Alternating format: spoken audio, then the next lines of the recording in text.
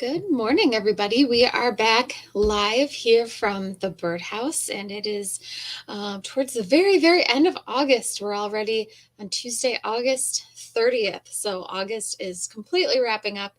You've probably seen some different activity in your backyards as birds are getting ready for migration, specifically Orioles and hummingbirds.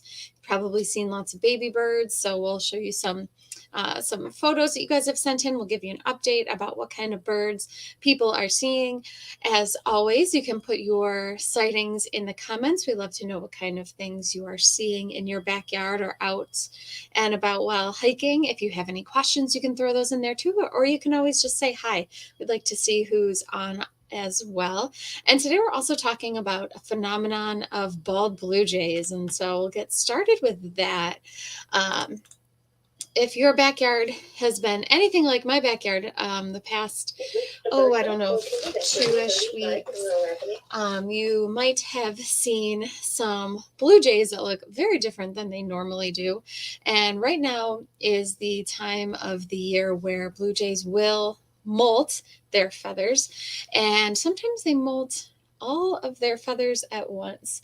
So blue jays tend to molt their feathers every year in the summer. So that's usually going to be July or August, sometimes going into September as well. And usually they molt slowly, a few feathers at a time. You might not even notice it happening, or that they'll molt some of their larger feathers and those get slowly replaced. And you really don't even see it happening. However, sometimes blue jays will molt all the feathers on the top of their heads at once. So I'm curious if any of you guys are seeing this phenomenon at all. You definitely want to put those in the comments if you are, because I'm curious if you guys are seeing it too. We've been getting a family group behind the shop here, and they are all, about half of them, I would say, experienced this kind of molting, which is pretty interesting. Project Feeder Watch, which is a Cornell run organization, says blue jays of all ages have a bald stage in which all the capital tract feathers, those on the top of those on their head, are dropped nearly simultaneously, resulting in individuals being nearly bald for about a week. So this isn't an uncommon thing. It's not every single blue jay will do it, but it isn't uncommon either. So if you see a bird like this in your backyard, don't get worried. It's completely natural. And give it about a week and those feathers will start growing in again. So the blue jays can look quite a bit startling if you do have this kind of blue jay in your backyard, but it's totally normal. And if you are trying to attract more blue jays to your yard, right now would be the time to see this kind of thing happen. They love peanuts in the shell, are always great. There's a picture here on the left of the blue jay there with the peanut in the shell. And as far as getting a feeder, there are special feeders for peanuts in the shell that have large holes in them so they can just pull the peanuts right out. And I recommend something with a larger perch on it as well, so they can definitely, it gives them plenty of room so they can land on there, they can eat their peanuts. So there's definitely several blue jays out there right now with undergoing this molting on the top of their head. So don't be alarmed if you do see it in your backyard. It is completely normal and should go away in about a week or so per individual. And then there's other birds that will do this as well. So cardinals are another one that commonly will molt all the feathers on their heads as well. So if you do see a cardinal that looks totally bald, same idea. It's totally normal. They're just molting, and give it a week or so, and they should start looking a little bit more normal with feathers growing in to their heads. So as far as bird sightings, you guys have sent in some photos, and I've got a pretty good one to report as well. While camping, I saw this barred owl. It had been hooting and hooting and hooting the night before, and then the following day I looked outside the tent, and there it was, perched right outside of my tent. So really good. I was able to get my first ever really good view of a barred owl. And I've heard some others mention barred owls hooting right now. They are calling quite a bit, and they're calling back and forth when I heard this individual the night before. It was hooting, and I could hear in the distance another barred owl returning its call. So if you're out at night or if you're by the woods, open up your windows and you might just hear some owls hooting this time of the year. So that was a pretty cool sighting. Never really gotten a really, really good look at a barred owl until this past weekend. So that was really great. You guys have sent in some photos of some different birds you have seen. Here's a song sparrow, a young song sparrow that was sent in by Chris. She says this little baby song sparrow was hopping down my sidewalk today. So be on the lookout for lots of baby birds. I know I'm getting a lot of baby house sparrows coming to my feeders. They're perching there with their parents and they're flapping their wings really quickly, trying to beg for a meal. So lots of people are getting those. And of course, starlings. There's some more mourning dove young, it looks like, out there as well. I've noticed a lot of baby mourning dove over the past week. So lots of babies are still out there and they are very, very hungry. Now is the time of the year, too, where some birds are migrating through the area. They're starting to go back down south. While we are starting to see less of birds like orioles, there's still some warblers flowing through. We'll start to see some new and different birds, some duck species that have been gone all spring and summer. Those will start flowing back into the area.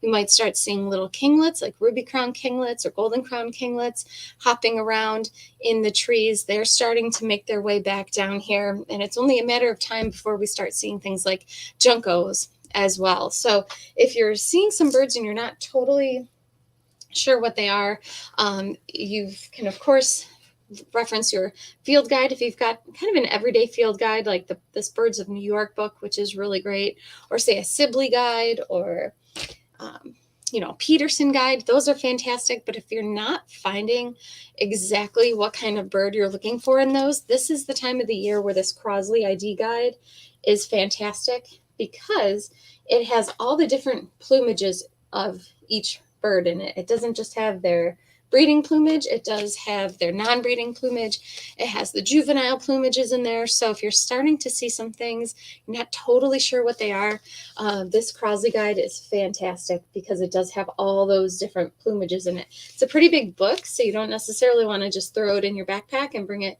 with you when you're out hiking, but it is a really, really good resource. If you can snap a photo or if you can sketch out the kind of bird you're seeing, can really help you identify later. And there are different warblers flowing through. Some of them are easier to identify than others, like this black and white warbler. This picture was sent in by Bob, who says black and white warbler showed up today.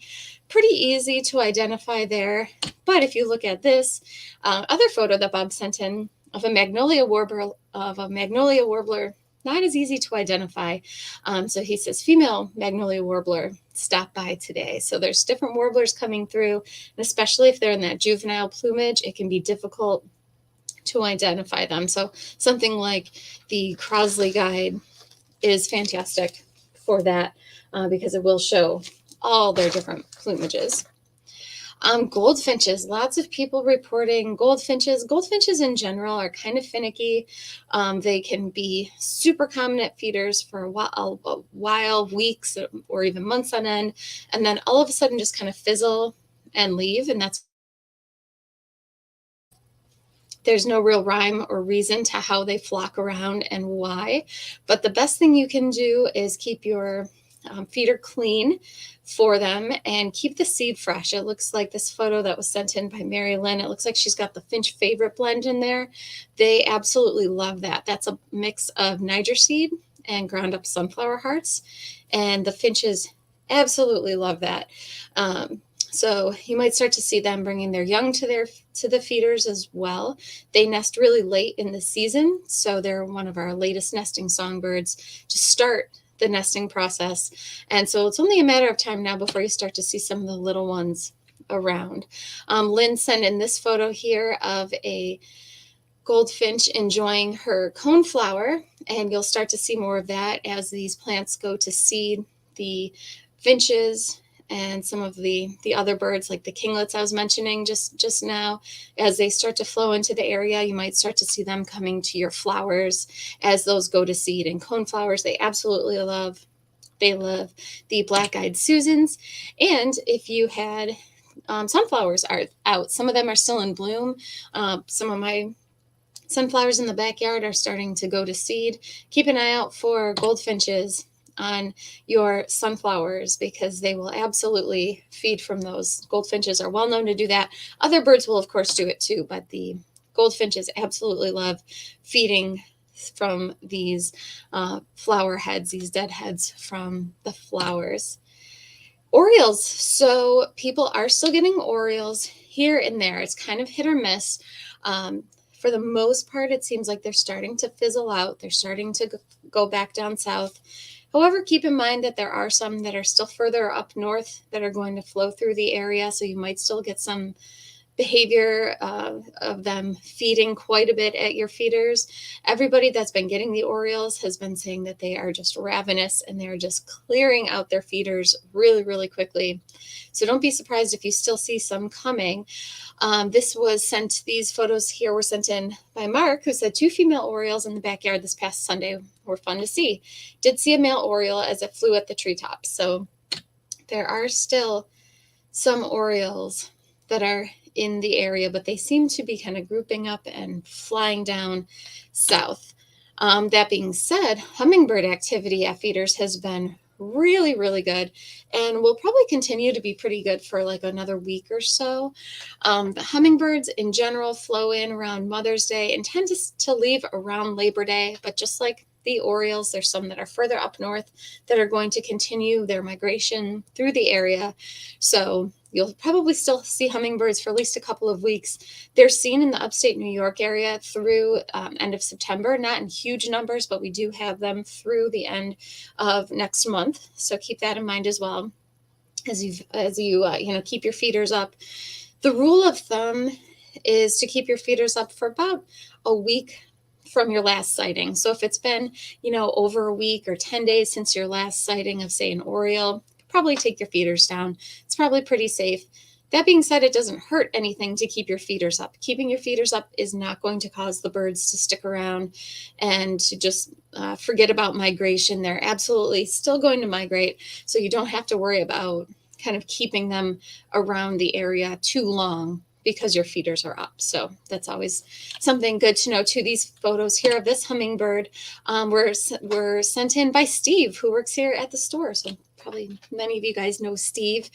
He took these, I believe, just with his cell phone. So pretty cool stuff there. He's been getting lots and lots of hummingbird activity. As far as some different troubleshooting things around hummingbird feeders right now, people are, of course, reporting lots of bees and wasps and ants.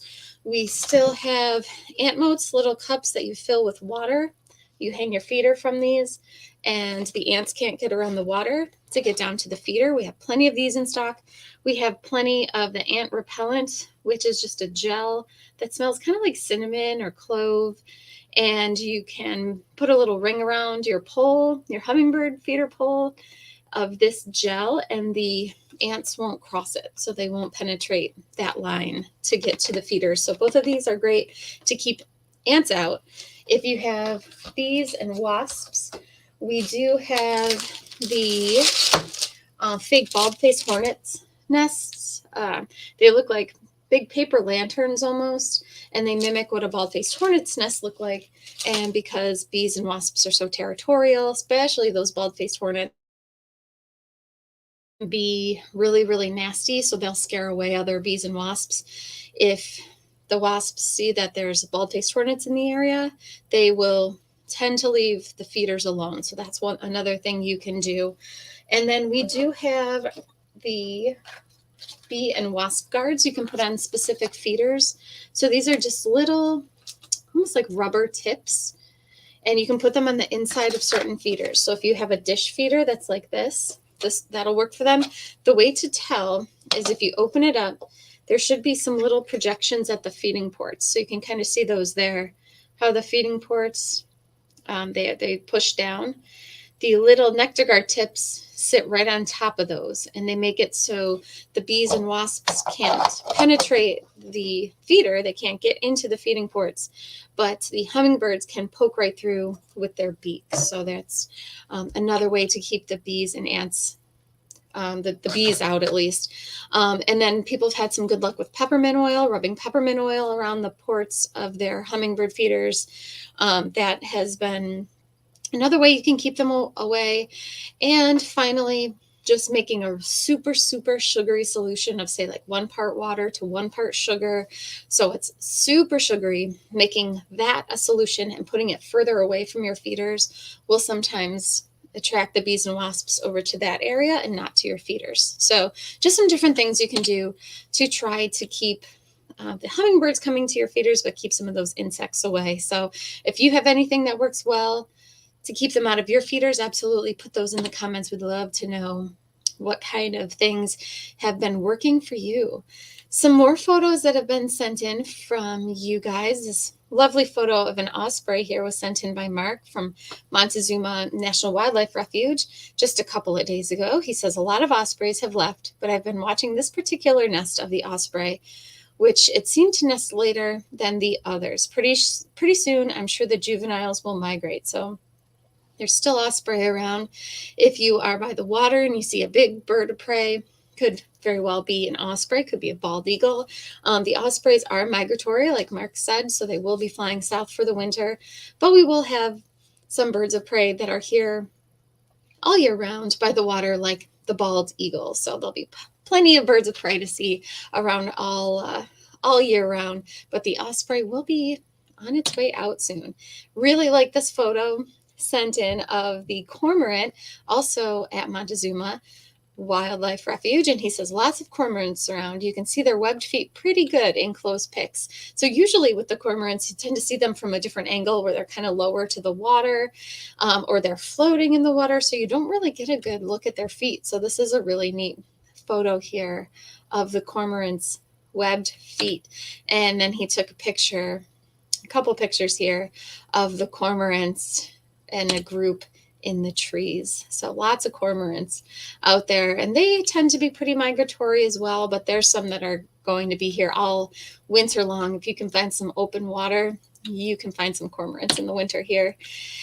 And a northern harrier. I happened to see a northern harrier this past week myself flying over a field. They're always really cool to see. You might see them over a grassland. You might see them over a marsh hunting for food, low over the vegetation. They don't fly up really high. They tend to fly low over their habitat. And he says northern harrier has been making more appearances, which is neat to see, hunting over the fields. And northern harrier are sexually dimorphic, meaning the males and females look different. And this is a female northern harrier. And northern harriers can be identified by, first of all, their behavior can help you identify them. But also, if you were to be seeing this bird flying, as it's flying, the backside of it will have a bright white, what's called a rump patch. You can kind of see it here on the side. But if we were to see the flip side of this bird, you'd see that patch right on its back there, right behind its wing, would be bright white. And that's an identifying characteristic of both the male and the female. So the female also has what's called a facial disc. It almost looks like it's mimicking an owl, how owls have that kind of flat face and facial disc. The northern harrier has something that kind of mimics that as well. So really, really cool photo there. And it's monarch butterfly time. We're not quite in the peak time of migration coming through the area, but it's getting there. And in the next couple weeks or so, we will be in the peak migration time. And I've noticed quite a few more monarch butterflies around, so you'll probably see them floating, especially if you have some milkweed planted. Keep your eyes out for monarch butterflies. And if you do have the milkweed planted, keep an eye out for these as well. I saw one of these guys this weekend crawling around at Letchworth Park. These are called milkweed tussock moths. So not only can you get monarch butterflies laying their eggs on your milkweed, and then those caterpillars, of course, hatch out and develop and eat. But you might get these fuzzy little critters, about an inch long or so, called milkweed tussock moths. They're black and white and bright orange, really, really funky looking things, and they tend to be in groups on your milkweed. So that is the update I have for you guys today. If you have any questions, you can throw those in the comments. We love to know what kind of things you guys are seeing out and about in the area or wherever your area is. I know some of you guys are watching from out of town. So Diane says, as far as the blue jays go, yes, we have one with feather loss on its head. So Diane is also seeing some bald blue jays out there. So it's not just me here. She is also getting some blue jays with that bald head phenomenon. Bob is on. He says, been watching goldfinches feeding young. Caught a few photos that I can share. Also had a Nashville warbler mixed in with some goldfinches. Ooh, all right. So Bob has been seeing some juvenile goldfinches out there. So that's awesome news. So keep an eye out at your feeders for goldfinches. And goldfinches are pretty cool because they feed exclusively on seeds. They eat very, very little insect material. So usually these songbirds are going to be feeding their young lots and lots of insects. Not the case with the goldfinches. They will eat almost exclusively seeds. So you might see them coming to your feeders more so than you would see other baby birds.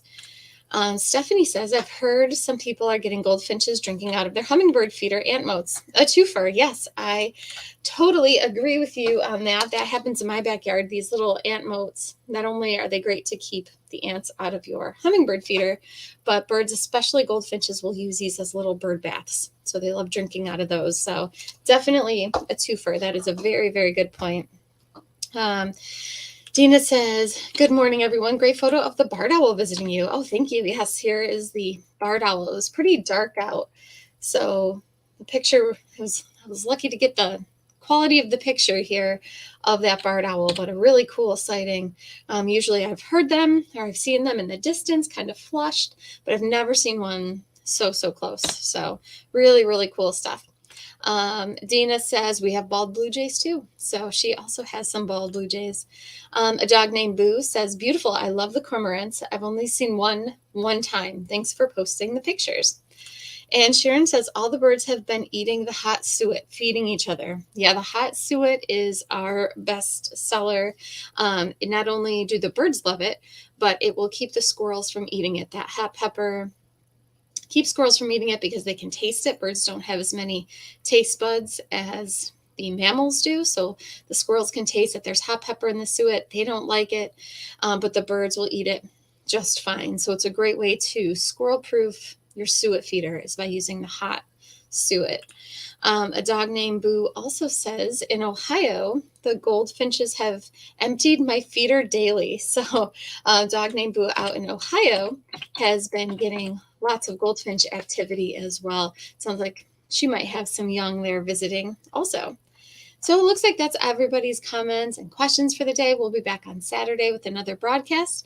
And until then, enjoy the week. Enjoy the rain if you're here in upstate New York, at least in Rochester. We're supposed to get quite a bit of rain, so your plants can have a bit of a relief. So enjoy that, and we'll be back Saturday, and have a great week. Bye-bye.